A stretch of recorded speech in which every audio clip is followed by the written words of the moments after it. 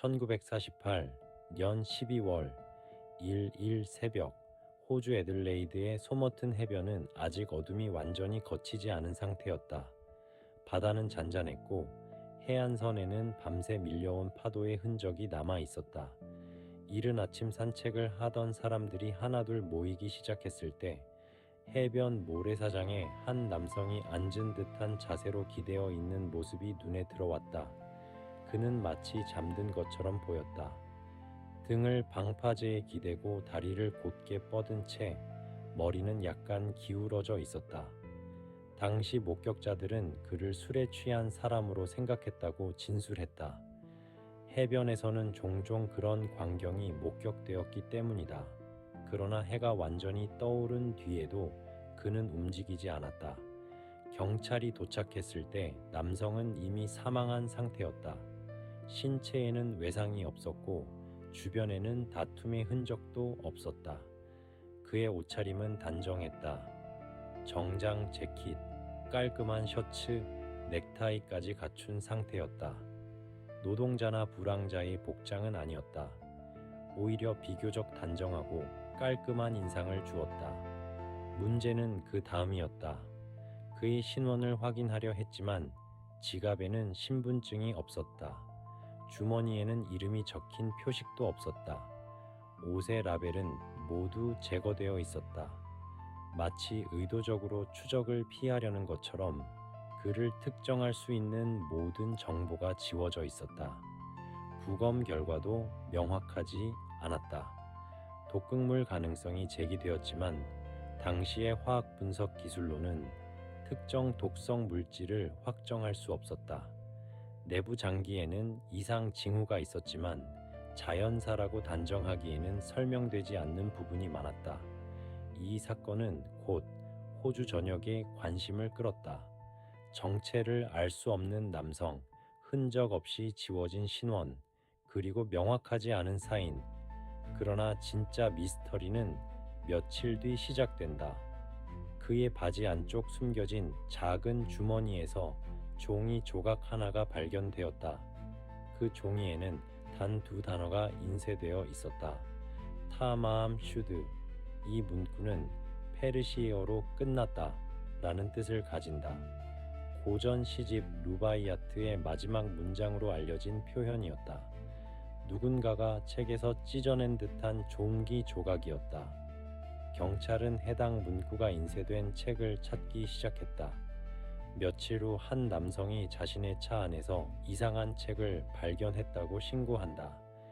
그의 차는 사건 발생 인근에 주차되어 있었고 뒷좌석에는 한 권의 루바이아트 시집이 놓여 있었다. 그 책의 마지막 페이지는 찢겨 있었고 찢어진 부분은 정확히 타마암 슈드 문구가 인쇄된 자리였다. 더 놀라운 것은 책 뒷면에 적혀 있던 암호였다. 알 수 없는 문자 조합이 연속적으로 적혀 있었고 전화번호 하나가 함께 기록되어 있었다. 암호는 여러 줄에 걸쳐 있었고 전문가들조차 해독하지 못했다. 군 정보기관과 암호 분석가들까지 동원되었지만 명확한 해석은 나오지 않았다. 전화번호의 주인은 한 간호사였다. 그녀는 해변 근처에 거주하고 있었고 경찰 조사에서 자신은 그 남성을 모른다고 진술했다. 그러나 당시 수사 기록에 따르면 그녀는 그 남성의 석고 두상 사진을 보고 극도로 놀란 반응을 보였다고 기록되어 있다. 사건이 장기화되면서 가장 큰 관심을 끈 것은 책 뒷면에 적혀있던 암호였다. 그것은 무작위처럼 보이는 대문자 알파벳의 조합이었고 일정한 간격과 배열을 유지하고 있었다. 단순한 낙서로 보기에는 지나치게 체계적이었다. 암호 분석가들은 여러 가능성을 검토했다. 시집 루바이아트의 특정 구절을 기반으로 한 책 암호일 가능성, 군사통신에서 사용되던 단축 코드일 가능성, 혹은 개인적인 메모를 변형한 것일 가능성까지 제기되었다. 그러나 결정적인 해독은 이루어지지 않았다. 특히 눈길을 끈 것은 암호가 완전한 문장이 아니라 약어 형태로 보인다는 점이었다. 일부 연구자는 이것이 시집의 특정 단어들의 첫 글자를 따온 구조일 가능성을 주장했다. 만약 그렇다면 해당 책의 판본을 정확히 특정해야만 해독이 가능했다. 그러나 발견된 시집은 당시 널리 유통되던 판본이었고 특정 문장과 암호 사이의 명확한 일치는 발견되지 않았다. 이 지점에서 간호사의 존재가 다시 부각된다. 전화번호의 주인으로 밝혀진 이 여성은 전쟁 중 군 병원에서 근무했던 경험이 있었다. 경찰 기록에 따르면 그녀는 해당 남성을 모른다고 진술했지만 남성의 석고 두상을 보았을 때 얼굴이 창백해졌다는 증언이 남아있다. 일부 경찰은 그녀가 진실을 숨기고 있다고 의심했다. 몇몇 연구자는 두 사람이 전쟁 중 만났을 가능성을 제기한다. 군 병원에서 간호사로 근무하던 시절 정체를 숨긴 채 치료를 받았던 군 정보 요원이 있었을 수 있다는 것이다. 그가 호주로 이동했고 다시 접촉을 시도했을 가능성도 배제할 수 없다. 이 가설은 곧 냉전 스파이 시나리오로 확장된다. 1948년은 제2차 세계대전 직후이자 냉전의 서막이었다. 소련과 서방 세계는 이미 정보 수집 경쟁에 돌입한 상태였다. 암호, 신원 삭제, 독극물 가능성, 군 관련 인맥. 이 모든 요소는 단순한 개인적 사건이라기보다는 국제적 맥락 속에 놓여 있을 가능성을 암시한다. 일부 연구자는 그 남성이 동유럽 출신일 가능성을 제기했고 또 다른 가설은 그가 영국 정보기관과 연관되어 있었을 수 있다고 주장했다. 옷의 재질과 재단 방식이 유럽식이라는 분석도 있었지만 결정적인 증거는 아니었다. 특히 사인에 대한 의문은 스파이 가설에 힘을 실어주었다. 외상이 거의 없고 특정 독극물이 검출되지 않았지만 내부 장기에 이상이 있었다는 점은 당시 실험적으로 사용되던 독성 물질 가능성을 떠올리게 한다. 그러나 1948년의 분석 기술로는 미량 독극물을 특정하는 것이 거의 불가능했다. 더 극적인 시나리오도 존재한다. 그가 임무에 실패했고 암호를 남긴 채 제거되었을 가능성이다.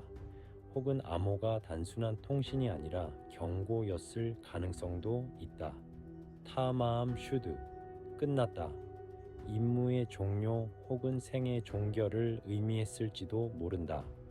그러나 또 다른 시각은 보다 인간적인 해석을 제시한다. 그는 스파이가 아니라 단순히 복잡한 과거를 가진 개인이었을 수 있다. 전쟁은 수많은 사람의 신원을 뒤틀어 놓았고 가족과 단절된 이들도 많았다.